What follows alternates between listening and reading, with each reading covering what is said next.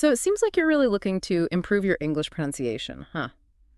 You send in some really interesting stuff about this technique called shadowing, and that's what we're going to be doing a deep dive on today. Yeah, shadowing has been getting a lot of attention lately in the language learning world. It's kind of like being a language chameleon, right? Like you're trying to mimic a native speaker, but it's not just like parroting words, is it? It's more than just parroting.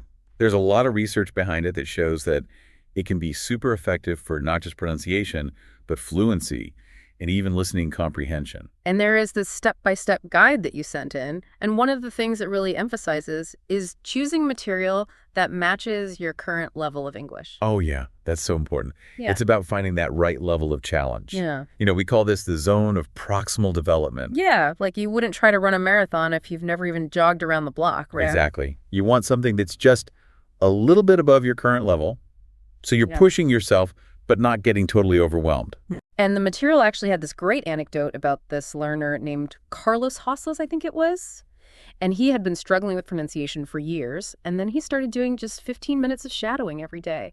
And people started asking him if he'd been living abroad. It's amazing how just small, consistent efforts can lead to those kinds of results. For sure. And it really shows you how powerful our brains are, how they can adapt and rewire themselves. We call that neuroplasticity. Every time you practice shadowing, you're actually strengthening those neural pathways for those English sounds. So it's like creating a path in your brain that makes those sounds easier and easier to produce. Exactly. It's like a workout for your brain. But, I have to admit, there are times when you're practicing this alone that you kind of feel awkward, like you're talking to yourself in this strange voice. Oh yeah, for sure. A lot of learners feel that way, especially when they're first starting out. And the material does mention that this can be a challenge. So what are some ways to get over that hurdle? Well, the material suggests a couple things, like pretending you're talking to a friend, or even channeling your inner actor. Like imagine you're on stage. I like that. And another thing I'd add is recording yourself. Yeah. Not only can you track your progress over time, but you also get used to hearing your own voice speaking English.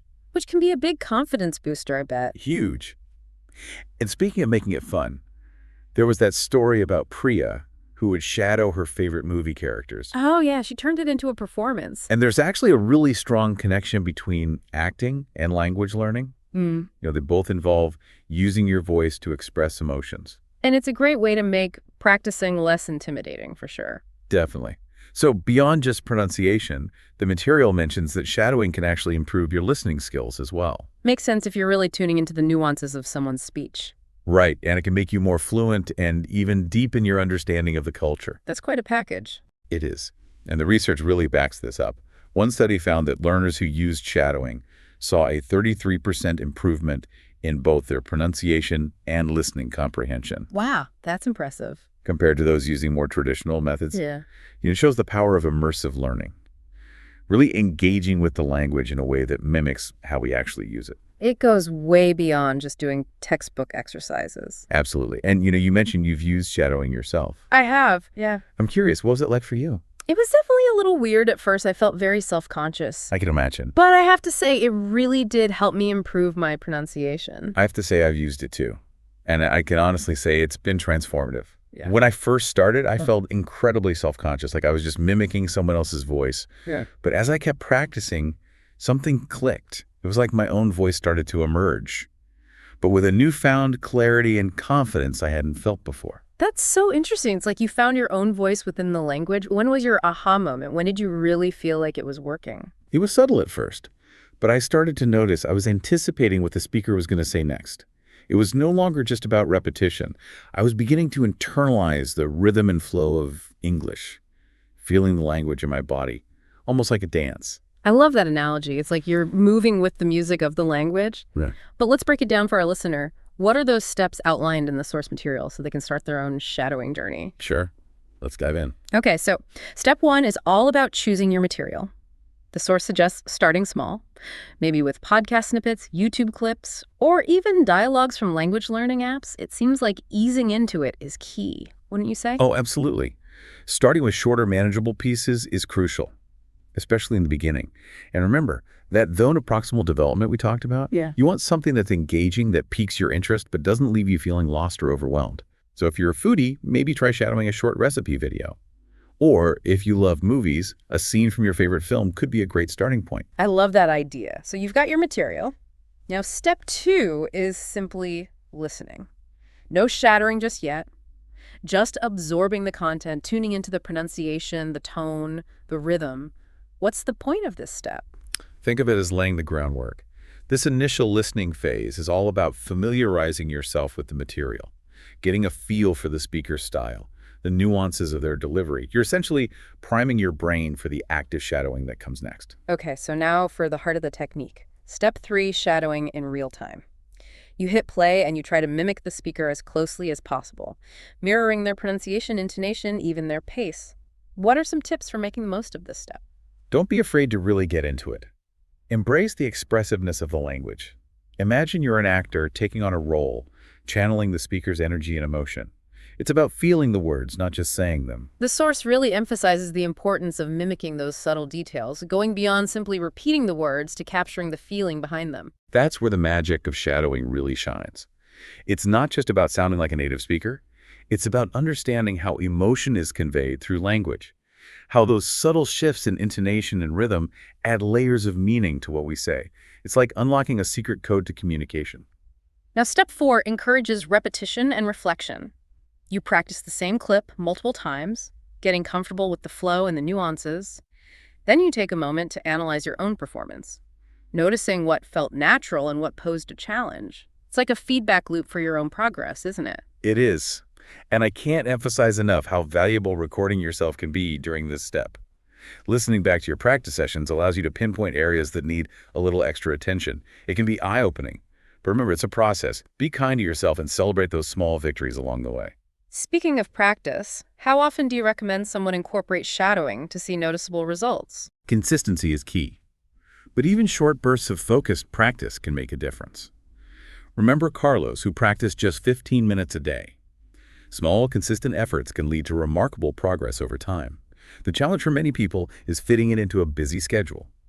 The key is to find those pockets of time where you can squeeze in a few minutes, perhaps during your commute, while preparing a meal, or even while working out. Yeah, turning those everyday moments into opportunities for language learning.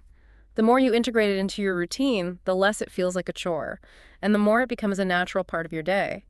Now, I'm curious about your personal tips for making shadowing both effective and enjoyable. One of my favorite things to do is experiment with different types of material. Don't limit yourself to the usual podcasts and audiobooks. Try shadowing songs, speeches, even stand-up comedy routines. The key is to find something that resonates with you, something that keeps you motivated and engaged. Variety is the spice of life and language learning. What about those times when it feels frustrating, like you just can't seem to keep up with the speaker? Any advice for navigating those moments? Those moments are completely normal. Remember, it's a journey, not a race. One trick that's helped me is slowing down the audio speed. Most media players have this feature, and it allows you to really break down the sounds and get comfortable with the rhythm before gradually increasing the pace. That's a great tip. Any others? We talked about recording yourself, but finding a shadowing buddy can also add a layer of fun and accountability. It could be a friend, a classmate, or even an online language partner. You can practice together, exchange feedback, and even have a little friendly competition. It can make the whole experience more engaging and less intimidating. It's always helpful to have that support system. We've covered the benefits, the steps, the challenges, even some pro tips. But how does shadowing fit into the bigger picture of mastering English? I see shadowing as a bridge between passively absorbing knowledge and actively using the language. It takes those grammar rules and vocabulary words from your textbook and breathes life into them. It helps you internalize the patterns of spoken English and express yourself more naturally and authentically. So it's not just about pronunciation. It's about developing fluency, confidence, even cultural awareness. Exactly. It's about becoming a more well-rounded communicator, someone who not only understands English but also feels comfortable and confident using it in real-world situations. I'm feeling inspired. I'm ready to grab my headphones and start shadowing right now. Me too. Yeah. But before we wrap up, I want to revisit the source material. There's one anecdote that stands out to me, and I think it beautifully illustrates the power of shadowing to boost confidence and help learners shine in real-world scenarios. It's the story of Emma, who used shadowing to prepare for a job interview. And I think it beautifully illustrates the power of shadowing to boost confidence and help learners shine in real-world scenarios. It's the story of Emma, who used shadowing to prepare for a job interview. Oh, yeah. Emma. She was practicing common interview questions using the shadowing technique, and it really seemed to help her feel more prepared and self-assured. Exactly. And it wasn't just about memorizing answers. By shadowing responses to those typical interview questions, she was internalizing the language, getting to the point where she could express herself naturally and authentically, even under pressure. So it's like shadowing gave her the tools to navigate that high-stakes situation with greater confidence and fluency. Precisely. It's a fantastic example of how shadowing can bridge the gap between theoretical knowledge and practical communication skills. Yeah. And that's what's so exciting about this technique.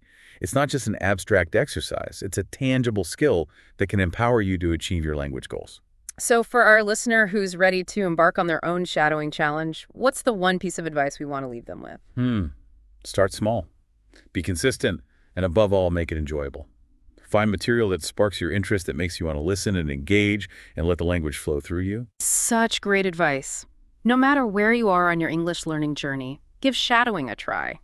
Even dedicating just 5 minutes a day can make a noticeable difference over time.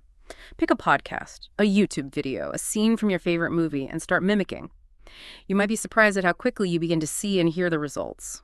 And as you embark on this journey, I'd like to leave you with one final thought. As you practice shadowing, pay attention not only to the sounds you're producing, but also to how the language makes you feel. What emotions are being conveyed? What cultural nuances are you picking up on? Remember, shadowing isn't just about mimicking sounds, it's about connecting with the language on a deeper level. Becoming a more expressive, confident, and culturally aware communicator. Exactly. Embrace the journey. Have fun with it, and who knows, you might even discover a hidden talent for acting along the way. That wraps up our deep dive into shadowing. We hope this episode has given you some valuable insights and inspired you to explore this powerful technique. Remember, the most effective way to enhance your English pronunciation is to actively use the language. So find something to shadow and let your voice be heard.